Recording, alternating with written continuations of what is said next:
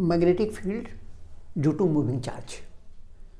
जो stationary charge है, हम लोगों ने फर्स्ट चैप्टर में पढ़ा, जो स्टेशनरी चार्ज है, अगर चार्ज स्टेशनरी है, चल नहीं रहा है, suppose this is a stationary charge, तो किसी भी पॉइंट पर ये इलेक्ट्रिक फील्ड पैदा करेगा, यानी E equal to K Q upon R square.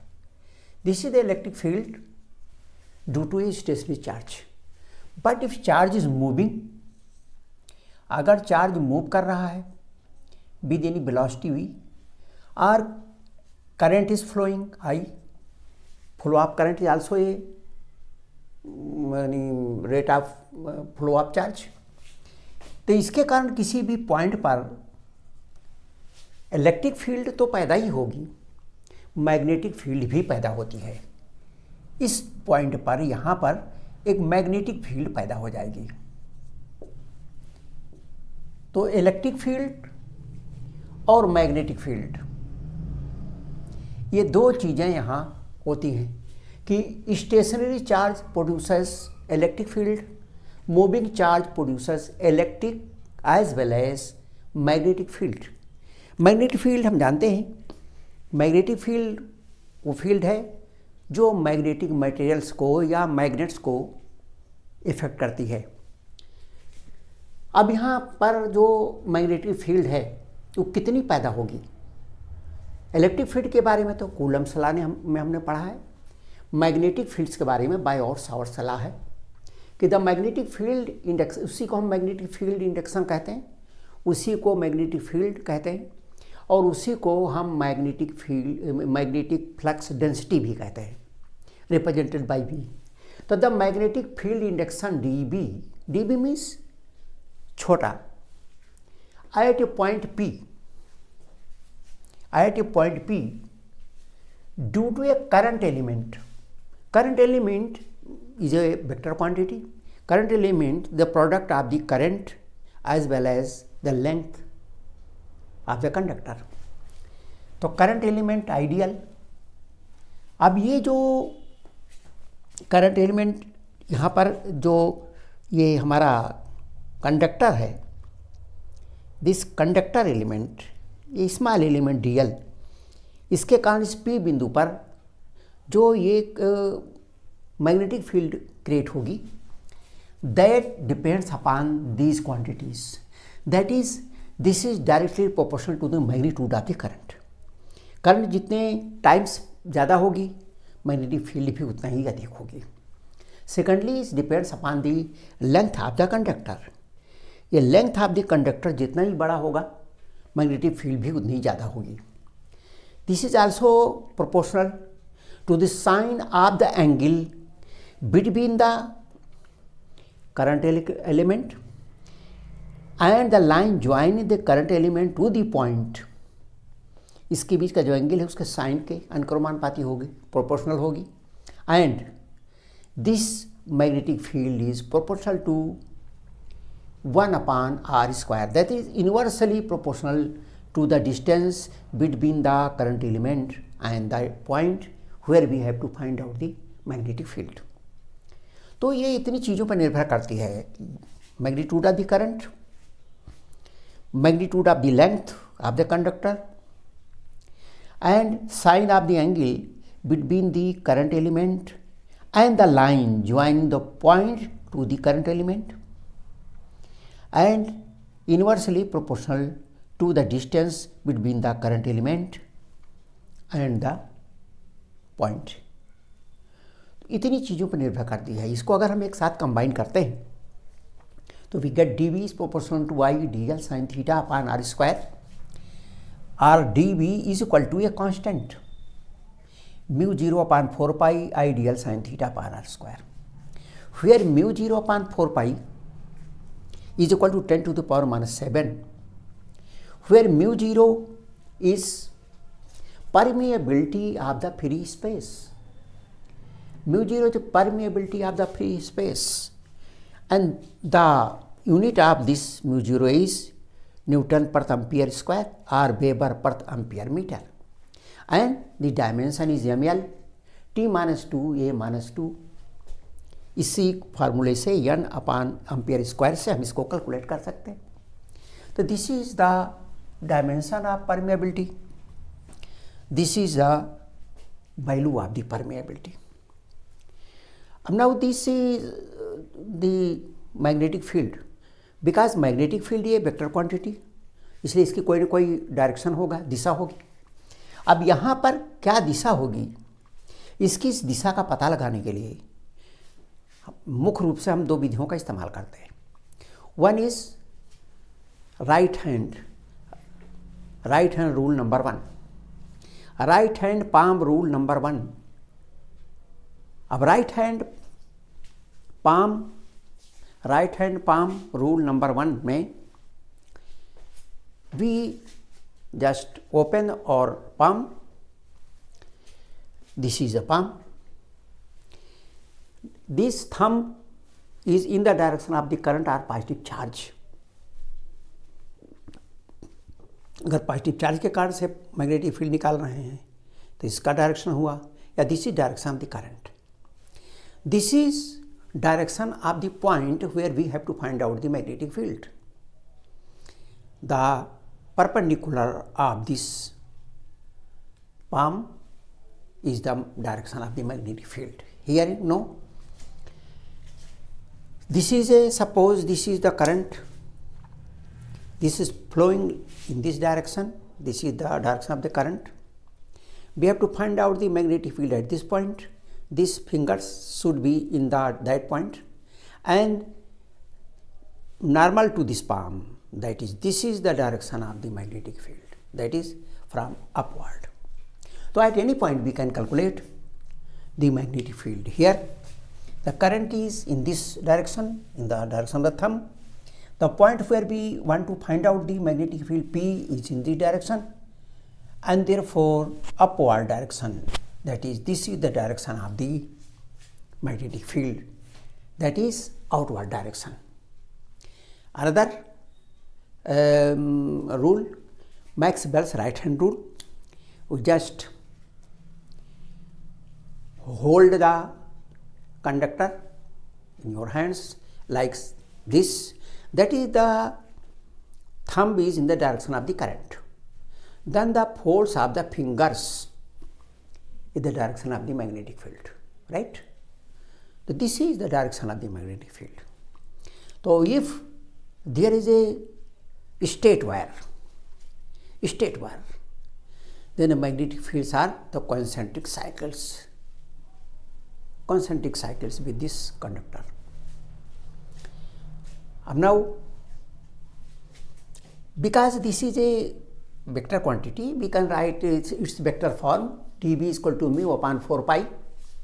Mu upon 4 pi में we can write it like this, mu upon 4 pi I dl, and r vector, this represents the direction, upon r square, r से हम multiply किया तो एक r और आ जाएगा, ये हो जाएगा r cube, and this is sin theta,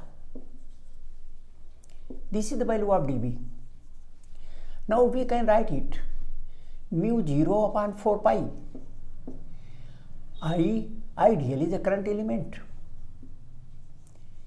This is sin theta, means this is the cross product of r and dl. This is r cube.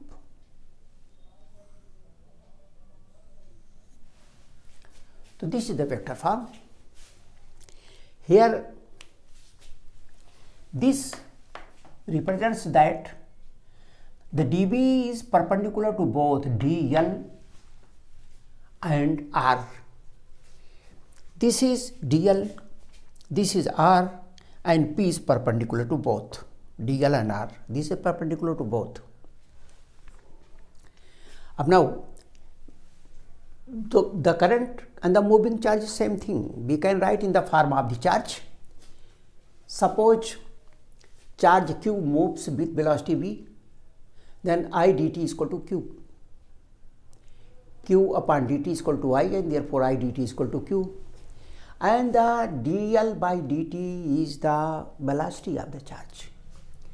Now putting in this equation mu 0 upon 4 pi I dl I dt is equal to q, तो dt से इसको multiply किया और dt से divide कर दिया, तो I dt की जगह q आ गया और dl बाई dt की जगह v आ गया, तो ये आ गया q v sin theta upon r square.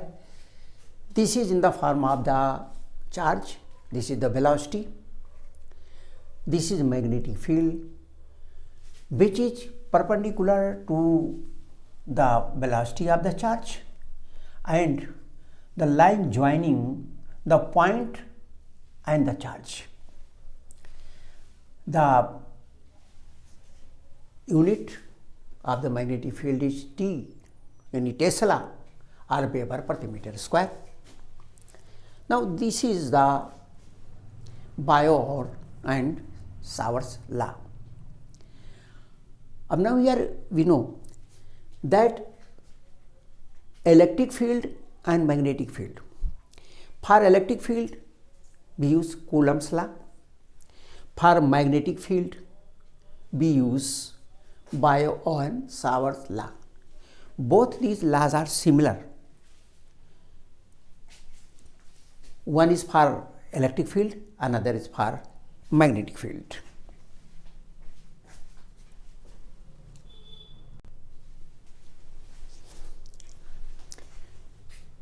जो इलेक्ट्रिक फील्ड है उसको हम कूलम्ब लॉ से ज्ञात करते हैं और जो मैग्नेटिक फील्ड है उसके लिए हमने बायो और सावर का नियम पढ़ा है. तो जो कूलम्ब लॉ है that is for electric field and Biot और Savart's law is for magnetic field. अब दोनों में क्या सिमिलरिटीज़ हैं और क्या डिसिमिलरिटीज़ हैं. सिमिलरिटीज़ में जो कूलम्ब लॉ से यानी electric field and magnetic field both the fields are long range field, यानी वो न्यूक्लियर डिस्टेंस से लेकर के और लंबी दूरियों तक ये दोनों फील्ड्स कार्य करती हैं. जैसे न्यूक्लियर फोर्स है तो that is a short range force, but these are long range force. Secondly both electric and magnetic field follow inverse square law. Both follow inverse square law means जो E है that is proportional to 1 upon r square, that is q upon r square. You can write like this, k q upon r square, and B is equal to any constant mu 0 upon 4 pi I dl sin theta upon r square. Both follow inverse square law. Secondly, superposition principles apply in both the fields. Superposition का मतलब हुआ कि if there are more than one charge, 2, 3, 4 charges, then the resultant electric field is sum of the electric fields due to the individual electric fields of the charges. Similarly, in the case of the magnetic field, if there are number of coils, then the magnetic field is equal to the sum of the magnetic field due to the different currents or charges. Secondly, thirdly, fourth, linear source. Both are linear source is proportional to q, not q squared, not any other power. This is linearly related with the source of the electric field, and this is also linearly related with the magnetic field source. The magnetic field source is ideal and electric field source is q, and both these fields are linearly related. These are the similarities. Besides these, there are dissimilarities. First, source scalar. The electric field source is scalar q, and magnetic जो field है उसका जो source है that is IDR, IDL. this is vector. Besides this electric field acts along the displacement vector, but the magnetic field is perpendicular to both the current element as well as the line joining the point and the current, दोनों के perpendicular होती है। Electric field में प्रत्येक direction में Q से in all the directions surrounding the Q, the electric field is same and equal in magnitude, but magnetic field is depends on the theta. This depends upon theta. In different directions, the value of the magnetic field changes. So these are the similarities and dissimilarities of electric field due to charge or magnetic field due to the moving charge. Magnetic field along the axis of a current carrying coil or loop. ये current carrying एक loop है या एक coil है, इसके axis पर हमको magnetic field calculate करनी। दिस इज लाइक दिस, यानी this coil is not in this plane. ये जो हमारा बोर्ड है इसके प्लेन में नहीं है, बल्कि कॉइल इज लाइक दिस, ऐसे है कॉइल लाइक दिस। तो coil is perpendicular to this plane and this is the axis of this coil. We have to find out at any point on this axis. Now from here we know that we have taken a element at M, a very small element at M. This is a DL,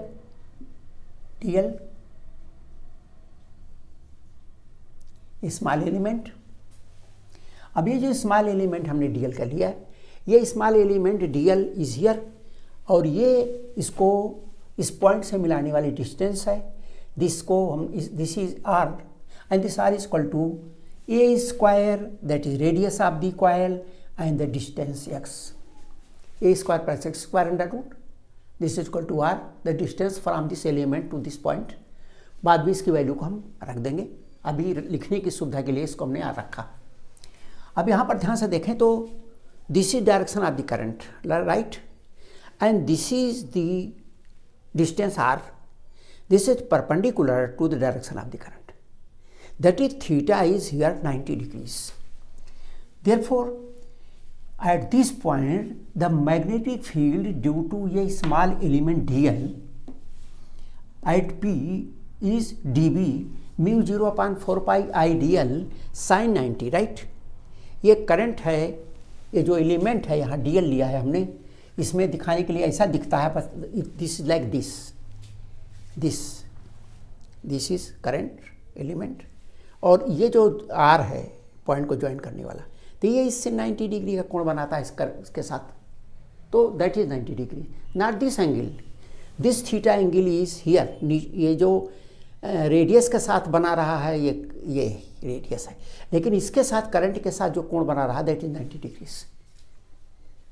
तो ये एक sin 90 रखा, sin 90 is equal to 1, therefore mu 0/4 pi I dl upon R square, this is number 1। Now resolving this dB into two components, one in the direction of the axis of the coil, इसको जो हमने dBx कहा क्योंकि this is in the direction of the x से, and this is in direction of the y से। तो dBx is equal to dB cos theta and the perpendicular component is dBy, that is dB sin theta. अब dB sin theta due to this element at M is in upward direction, and it diametrically another element, same element at N, the vertical component dBy will be downward direction. Both will be cancelled away. In this way, for the whole coil, this vertical component जैसे dBy vanishes खत्म हो जाएगा, cut जाएगा। तो resolving components dBy equal to dB sin theta for whole coil vanishes, पूरी coil के लिए इसको निकालेंगे तो ये वैल्यू वेनिस हो जाएगी। dBx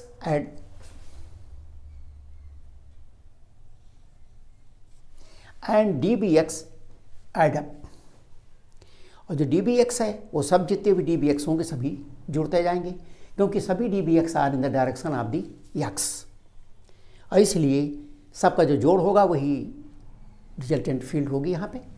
तो field along axis of the coil B is D B X का हमने इंटीग्रेशन कर दिया, सबको जोड़ा।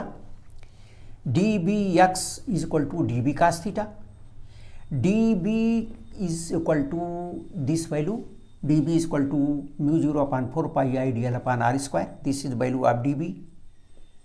और D B cos theta is equal to A upon are, A upon R is cos theta is equal to A upon R. तो cos theta is A upon R and this is the value of D B. तो D B cos theta, D B X is equal to D B cos theta, और D B का मान हम ये रख दिए और कास थीटा का मैंने रखा। ये सब बाहर आ जाएगा, mu 0/4 pi I A upon R cube. और ये रहा आपका इसका इंटीग्रेशन करेंगे। D L means the sum of the all elements, the sum of the all elements the length of the coil, that is this perimeter of the coil, that is equal to 2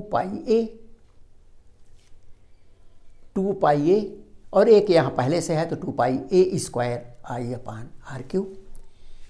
this is the electric field at point P, that is at any point on the axis of the current carrying coil, right?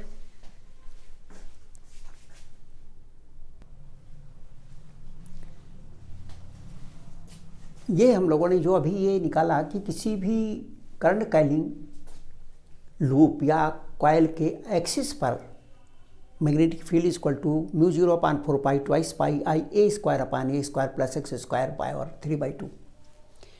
वैसे यहाँ पर 2 पाई और 4 पाई को हम काट भी सकते हैं, काटने से छोटा हो जाएगा, लेकिन म्यू 0/4 पाई की चूँकि वैल्यू ज्ञात है 10⁻⁻⁷, तो इसकी वैल्यू रखना आसान रहता है, इसलिए कभी कभी हम नहीं काटते, इसको इसी रूप में रख देते हैं।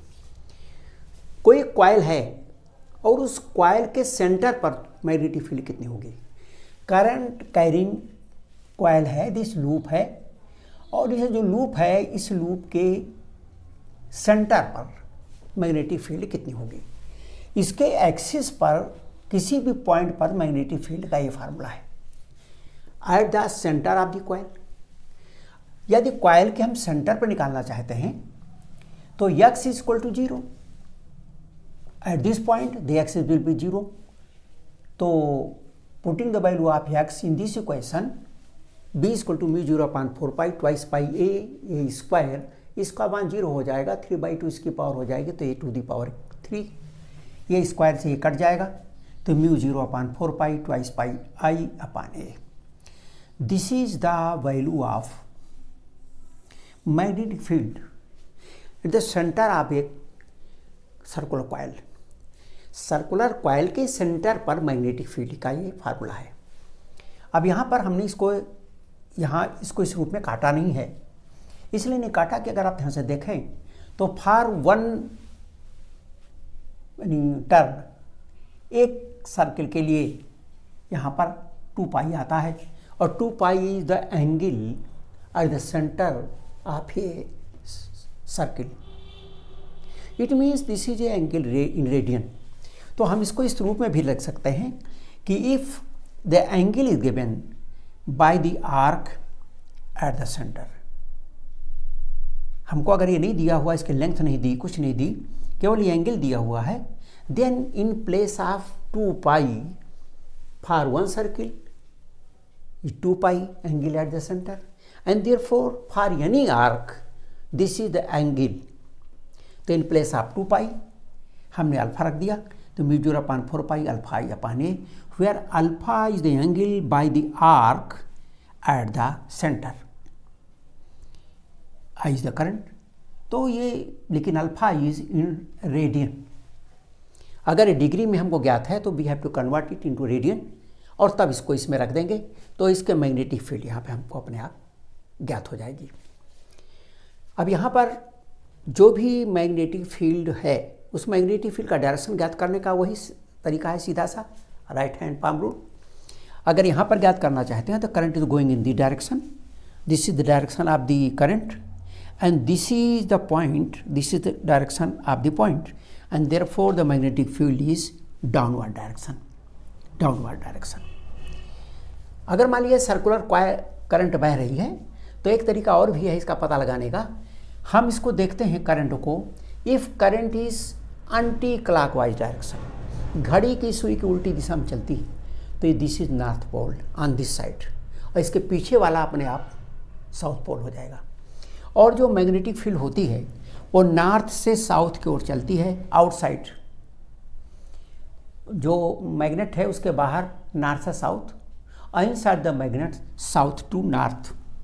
तो ये एक मैग्नेट एक तरह से बन गया, तो इधर हमारा नॉर्थ है, इसके पीछे साउथ है, तो जो lines of forces are coming outward direction, इस डायरेक्शन में लाइन्स ऑफ फोर्सेस बाहर की ओर आ रही हैं, यानी the lines of forces are coming outside. और उसके लिए हम लोग इस तरह का निशान बना देते हैं, इस तरह का coming outside. Here this is south direction, north is inside and therefore the magnetic field is from outside to inside, that is in this form represented by cross. So here the magnetic field in the direction, here the magnetic field in the direction, the electric field from positive to negative, and similarly the magnetic field is represented from north south direction. So this is about the circular coil. हम इस circular coil के बीच में कितने magnetic field है, this is for one turn. If there are n turns we can multiply this by n, if there are suppose 40 turns multiply this by 40। तो this is for one turn only, एक ही turn के लिए हमने निकाला है। जितने अधिक से अधिक टर्न होंगे उतने टर्न्स के लिए हम इसको कैलकुलेट कर लेंगे, राइट।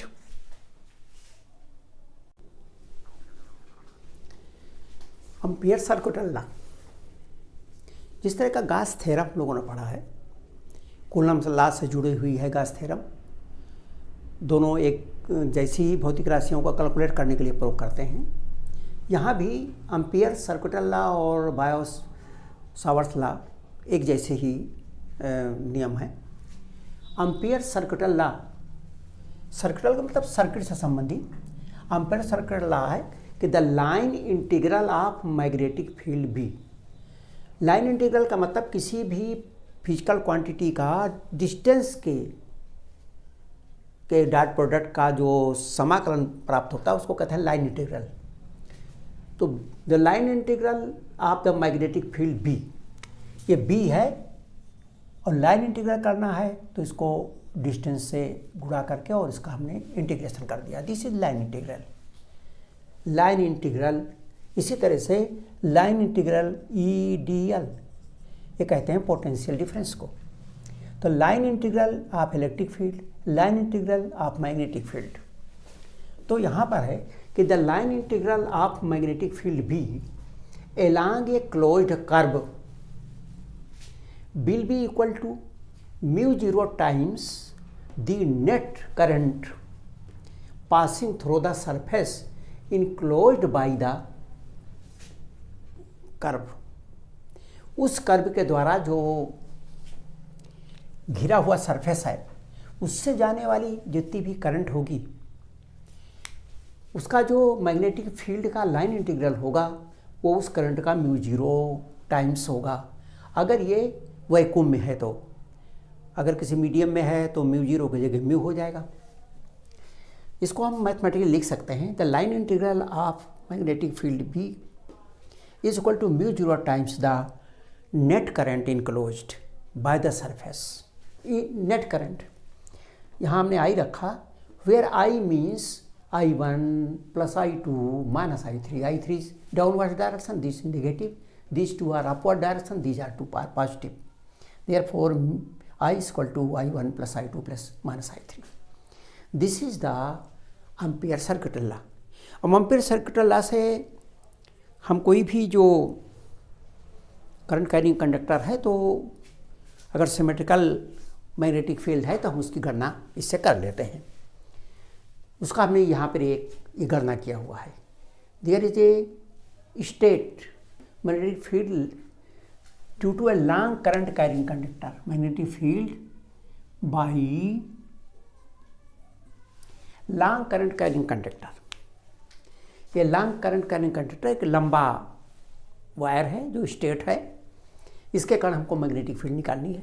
अब स्टेट है तो इसके कारण जो मैग्नेटिक फील्ड होगी वो सिमेट्रिकल होगी, चारों तरफ सर्कुलर जो होंगी, ये सभी इस तरह की मैग्नेटिक लाइन्स ऑफ फोर्सेस होंगी और ये सब सिमेट्रिकल होंगी, सभी तरफ बराबर दूरी पर बराबर फोर्सेस लगेगा, मैग्नेटिक फोर्स लगेगा।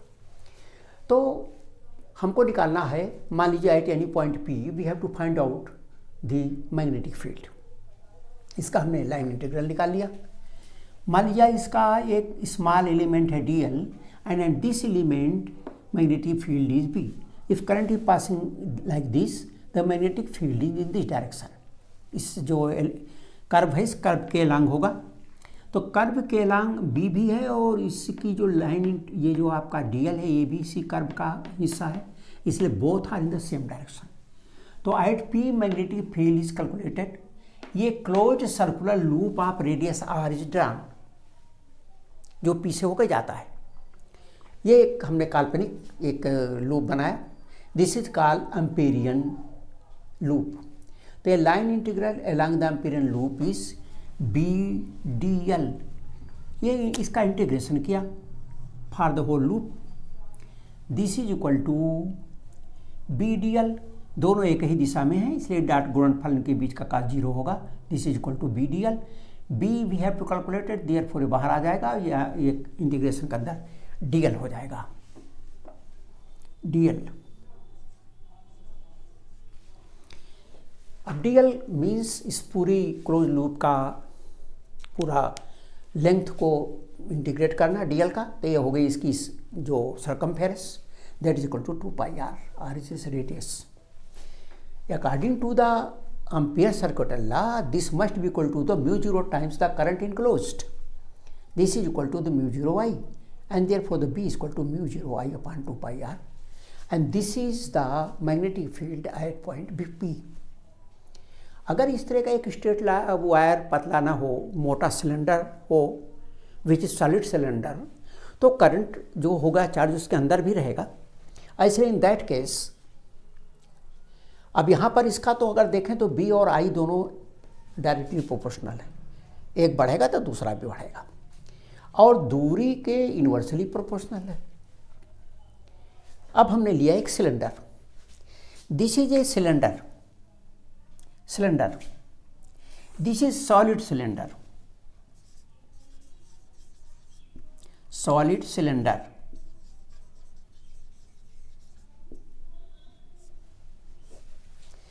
अब इस सॉलिड सिलेंडर में करंट आई जा रही है, तो इसका जो मैग्नेटिक फील्ड है हम इसके बाहर किसी पॉइंट P पर निकाल सकते हैं, इसके सरफेस पर कोई पॉइंट ऐसे यहाँ निकाल सकते हैं, इसके इनसाइड किसी भी पॉइंट T पर हम निकाल सकते हैं।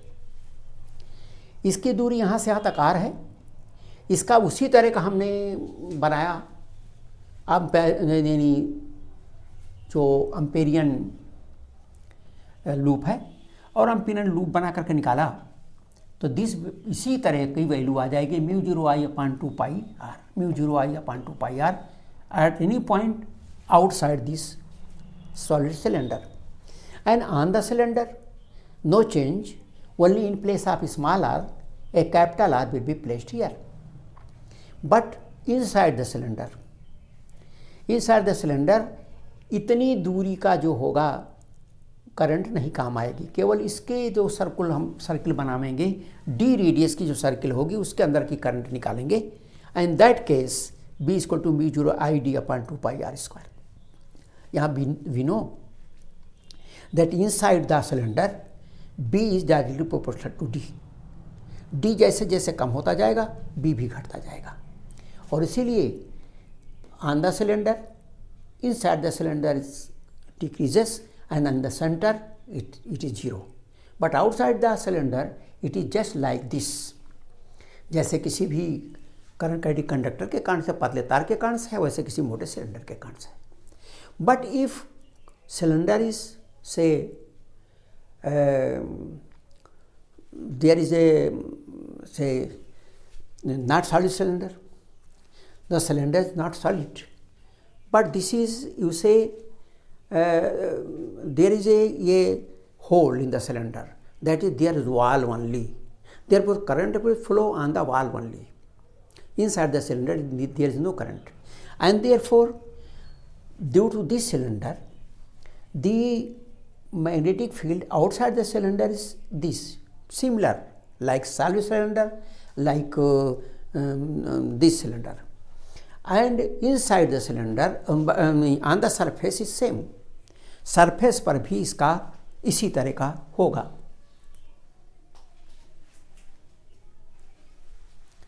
तो सरफेस पर भी इसके और बाहर भी इस सिलेंडर के, जो कि हॉलो सिलेंडर है, हॉलो सिलेंडर के बाहर और सरफेस पे इतना ही होगा, but inside the cylinder there is no magnetic field. तो इसलिए अगर हम हॉलो सिलेंडर अगर हो तो उसके लिए जो आएगा ग्राफ वो इस तरह का आएगा, this is R and this is B, here is zero, कोई नहीं है यहाँ, दिस इज आर, और यहाँ इस तरह से होगा। तो this is for hollow cylinder, this is for hollow cylinder. तो हॉलो सिलेंडर में और सॉलिड सिलेंडर में डिफरेंस ये है कि हॉलो सिलेंडर में अंदर मैग्नेटिक फील्ड नहीं होगी, केवल बाहर होगी और सरफेस पर होगी। सॉलिड में अंदर भी होगी और अंदर इस तरह से होगी, directly proportional to the distance. तो this is the ampere circuital law.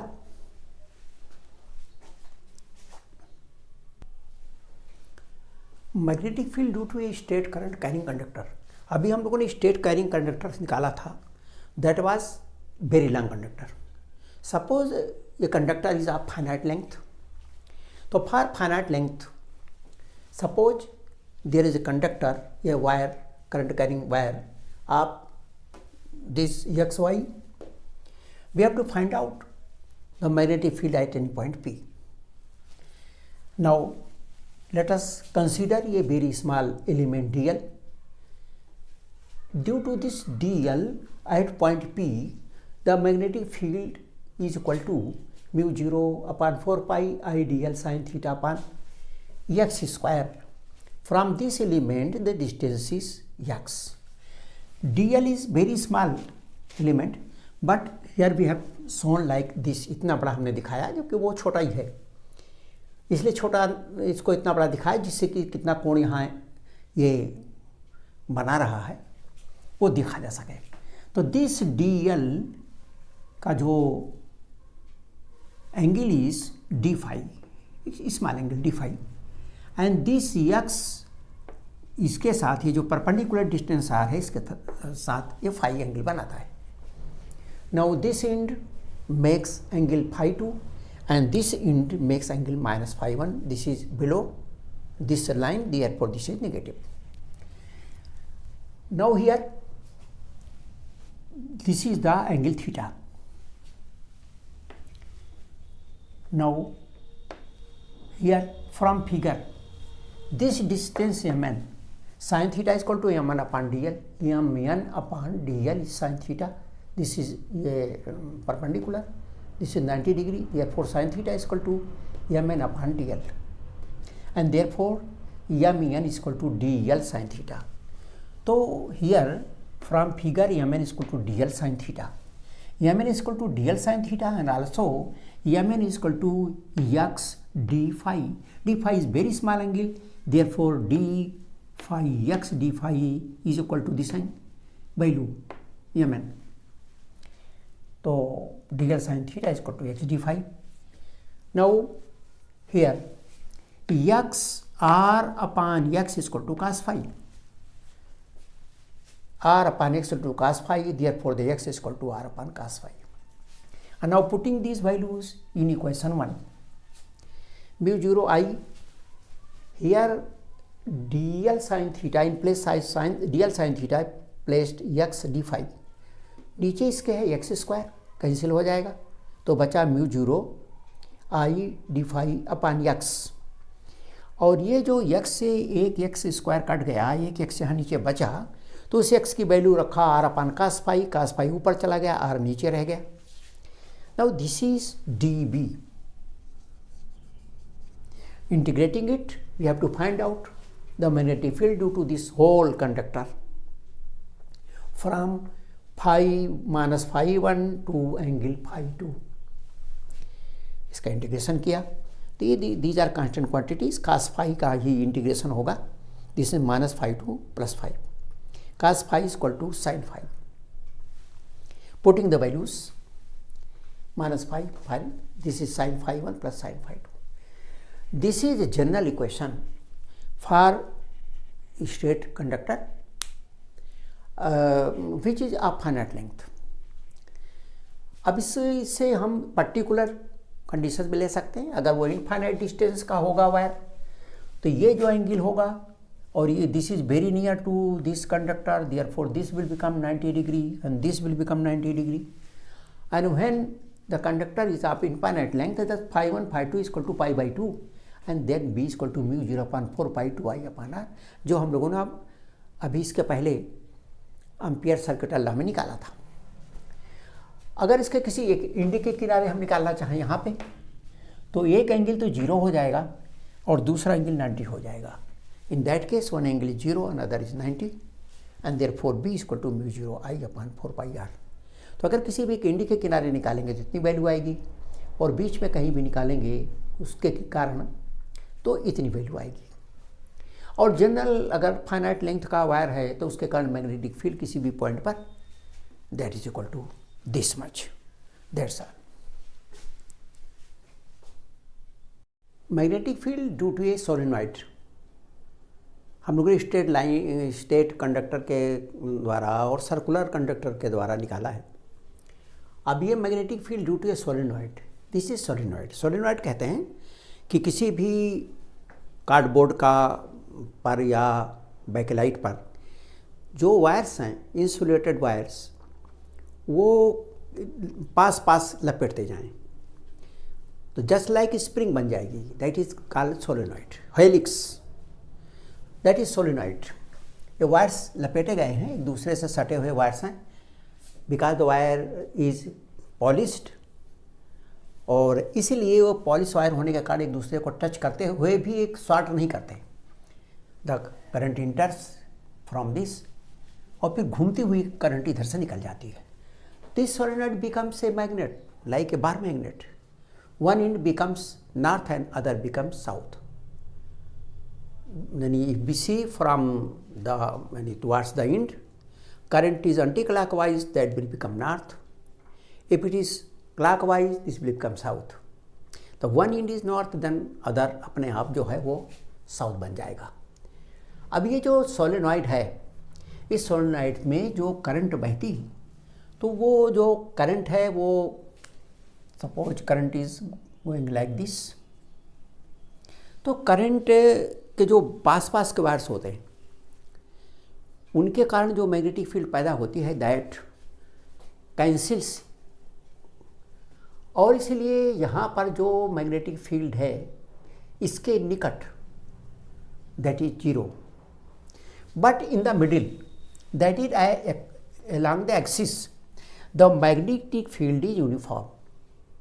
तो जो सोलिनॉइड है अगर उसको हम ऐसे काट दें, ये सोलिनॉइड है, इसको हमने लॉन्गिट्यूडनल ऐसा काट दिया तो हमको इस तरह से दिखेगी।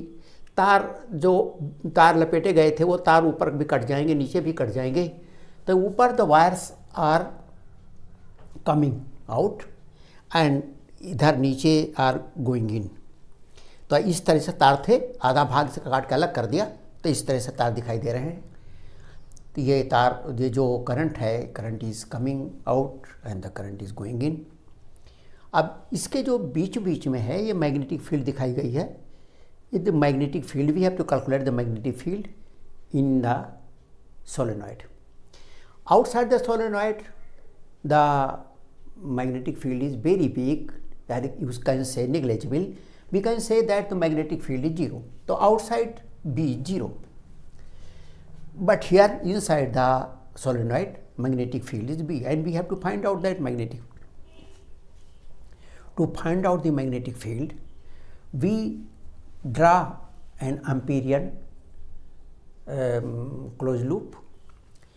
क्योंकि हमको इसमें एम्पियर सर्किट लॉ लगाना है, तो हमने एक QR/S/T इस तरह का एक एम्पियर लूप बनाया, जिसमें से कि इसका इतना भाग बाहर है और इतना भाग इसका अंदर है. अगर आप यहाँ देखें तो Q2R, this length is parallel to B, and between the length and the magnetic field the angle is 0. Here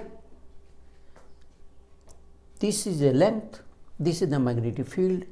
So up to here the magnetic field and length are perpendicular to one another. Here magnetic field is not present. Here no magnetic field, and therefore the line integral is 0. यहाँ पर this is no magnetic field, and up to this the magnetic field and the length of this closed loop is perpendicular. तो ये जो हमने close loop बनाया QR/S/T, ये rectangular loop is drawn, turns per unit length हमने निकाला. इसकी length को हमने अगर यल मान लें तो इसके पूरी इस लेंथ में टर्न्स कितने होंगे. If turns per unit length of the solenoid is n, unit length में n है, तो इस यल लेंथ में नंबर ऑफ टर्न्स होंगे n/l. अगर एक लूप में करंट प्रवाहित हो रही है, दैट इज I, तो current flowing in one loop is I, then total net current is equal to in the loop is n/Li. This is the net current which is flowing in this closed loop. Now we have to apply this Ampere circuital law. तो इस पूरे close loop के लिए, for the whole close loop QR/S/T, the magnetic line integral of B is equal to line integral of this, line integral of this and this. तो हुआ BdL Q2R, BdL R2S, and BdL S2T and BdL T2Q. अब यहाँ देखें, along QR DL यानी length and the magnetic field B and DL are parallel, and therefore cos 0 is equal to 1. तो ये to dot product है, तो होगा BdL cos 0. Here R and S, B and DL are perpendicular. Here are perpendicular, here B is absent, but here is perpendicular, and therefore this is 0. ST, B is not present, and therefore here also B is 0, and therefore BdL is 0. Here up to here B is absent, but up to here both are perpendicular. तो इसका जो total मान निकालेंगे तो इसका BdL का आ जाएगा. Hence this total line integral of the magnetic field is equal to Q2R BdL cos 0 is equal to 1. वो हमने नहीं लिखा क्योंकि यहाँ पर ये हो जाएगा BdL cos 0 which is equal to BdL. तो ये हुआ BdL. Here this is a perpendicular, there 0, perpendicular 0, and here B 0, therefore 0. सभी 0 हो जाएंगे. यहाँ पर S से लेकर T तक B है ही नहीं, तो S से T तक B है ही नहीं, तो 0 हो जाएगा. T से लेकर Q तक परपेंडिकुलर है, ये B है और ये DL है, 0 हो जाएगा. और यहाँ भी यही बात होगी. तो टोटल वैल्यू जो आ गई वो आई BdL. DL इसका जो हम इंटीग्रेशन करेंगे, DL मीन्स यहाँ से लेकर यहाँ तक length, that is equal to L. This is equal to BL. अब according to Ampere circuital law,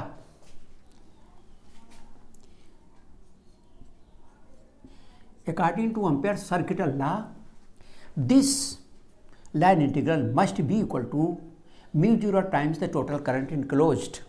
The total current enclosed by the loop is n/Li, mu 0 n/Li. यहाँ पर L से L कट जाएगा, therefore B equal to mu zero N I. ये तो हुआ इसके यानी बीच में, in the middle of the solenoid. लेकिन इसके इंड्स पर ये कम हो जाता है and near the ends B equal to mu zero N I upon two, half हो जाएगा। बीच में तो पूरा रहेगा। जैसे अगर ये आपका खींचे तो यहाँ तो ये पूरा रहेगा म्यू जीरो एन आई, लेकिन जब किनारे आएगा तो ये आधा हो जाएगा। Here and here this is mu zero N I by two, तो यहाँ पर आधा हो जाएगा और यहाँ यूनिफॉर्म रहेगा, म्यू जीरो एन आई रहेगा। ये तो हुआ अगर ये वेरी लॉन्ग सोलेनॉइड, लेकिन बहुत लंबा सोलेनॉइड नहीं है। If it is of finite length then the units make angle θ1 θ2 here and then the formula which is used in mu 0 n I by 2 cos θ1 minus cos θ2। अब इन cos θ1 cos θ2 की value अगर ज्ञात होगी तो हम इसको निकाल लेंगे। सामान्यतः जनरली जो क्वेश्चंस जो होते हैं वो इसी पर आधारित रहते हैं और इसलिए इसी का इस्तेमाल करके हम मैग्नेटिक फील्ड निकाल लेते हैं।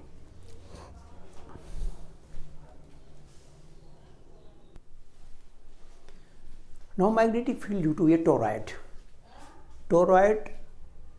and solenoid।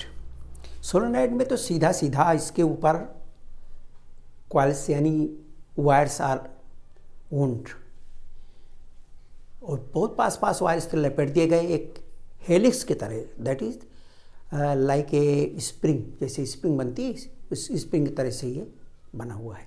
दिस इज का solenoid.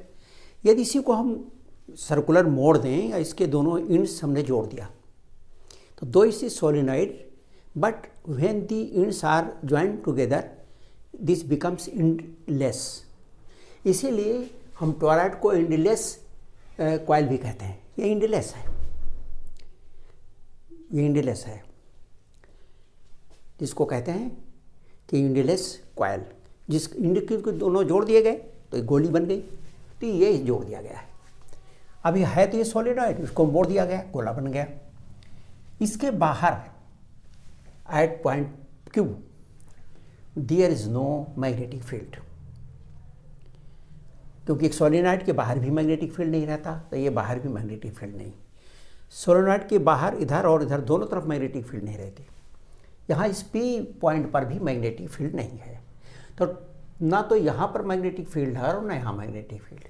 So, but inside this toroid there is magnetic field B, and that is we have to find out. Total number of turns in the toroid, suppose n. Number of turns per unit length is small n. Inside the toroid, yani at P, and outside the toroid Q be 0. Now within the toroid at R, at distance R from R, centre O, ये centre O जो है इससे R distance पर ठीक बीचों बीच में इस toroid के हमको मैग्नेटिक फील्ड मालूम करनी है। ये जो बीचों बीच में यहाँ पर ये जो मैग्नेटिक फील्ड है वो इसी सर्कुलर पाथ के एलॉन्ग है और लेंथ भी उसी के एलॉन्ग है। इसका मतलब यहाँ पर मैग्नेटिक फील्ड यानी DL बोथ आर पैरेलल। तो हम इसको निकाल लेते हैं। इसमें वही लगा दिया, इसको एम्पियर सर्किट लगा। BDL, ये जो डॉटेड लाइन हमने बनाई है ये हमारा क्लोज्ड लूप है। BDL equal to BDL cos 0, P और DL दोनों के बीच का कोण 0 है। B बाहर निकाला DL, और DL कहते हैं इस पूरी लेंथ को। This is equal to 2 pi R। तो this is the line integral of this यानी magnet field. Now length of this toroid is 2 pi R। R क्या है? R इसका यहाँ से मिडिल तक की दूरी है। इसके लिए अगर नहीं ज्ञात है, then this distance is r1 and outer radius r2, then average of r1 और r2 is equal to r। तो इससे इसकी वैल्यू निकाल लेते हैं। अब length of this circular path इसका कितना होगा, 2 pi r, r is radius, इसलिए इसका जो सरकमफेरेंस है that is equal to 2 pi r। पर यूनिट लेंथ में n टर्न्स हैं, तो इस पूरी लेंथ के अंदर कितने टर्न्स लपेटे गए हैं, तो टोटल नंबर ऑफ टर्न्स हो गए 2 pi r into n। Total current enclosed by this close loop, कितनी करंट कुल जा रही है, तो ये वायर में आई करंट फ्लो करती, तो आई से गुणा कर दिया 2 पाई r n, तो उसके नंबर ऑफ ये हो गए यानी नंबर ऑफ टर्न्स, और एक में करंट आई है तो आई n इतने गुना हो जाएगी current. This is the total current enclosed by this closed loop. अब इसमें हमने एम्पेयर सर्किट लगा दिया फ्रॉम 1 एंड 2। फ्रॉम 1 में है line integral of the magnetic field भी, and this is the current enclosed by that enclosed loop. From 1 and 2, B is equal to 2 pi r, mu times the total current enclosed, which is equal to mu 0 n I. This is the magnetic field within the toroid. अब इसमें अगर small n का मान हम capital n रख दें, तो फिर यहाँ आ जाएगा कैपिटल N ऊपर आ जाएगा, 2 pi r नीचे आ जाएगा। दैट कैन बी रिटन, इसको हम इस तरह भी लिख सकते हैं, B is equal to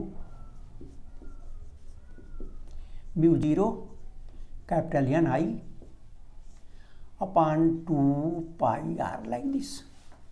हमने इस वाले n की वैल्यू रख दी। तो this is the magnetic field within the toroid.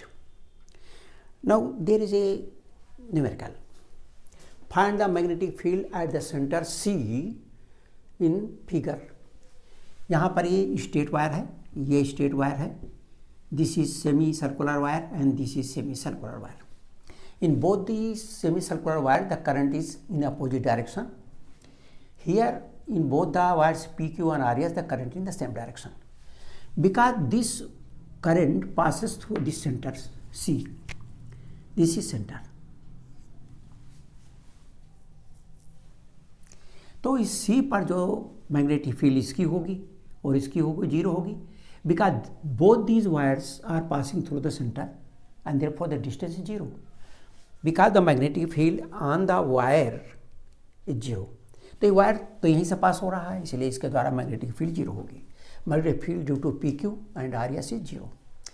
Now there are 2 semi circular wires, तो field due to semi circular loop of radius R1, ये छोटे वाले के द्वारा कितना होगा, तो जो सर्कुलर लूप होता है उसका होता है mu 0 I अपॉन 2 R1, क्योंकि सेमी सर्कुलर है तो इसका 1/2 हो जाएगा। ये अंदर की ओर होगा, करंट इस दिशा में जा रही है like this.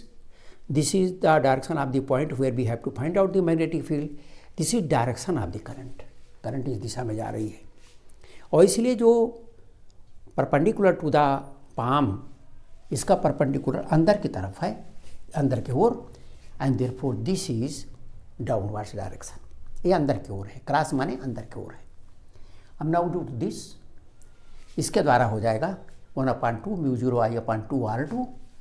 Current is in this direction, point is in this direction, current in this direction, this is upward direction and this is upward direction, both are in opposite direction. तो subtract कर दिया, इसमें mu 0 I upon 4 दोनों में common है, mu 0 I upon 4 common है, निकाल लिया, और इसलिए 1/R1 माइनस 1/R2 सब्ट्रैक्ट कर दिया, because they are in opposite direction. That's all.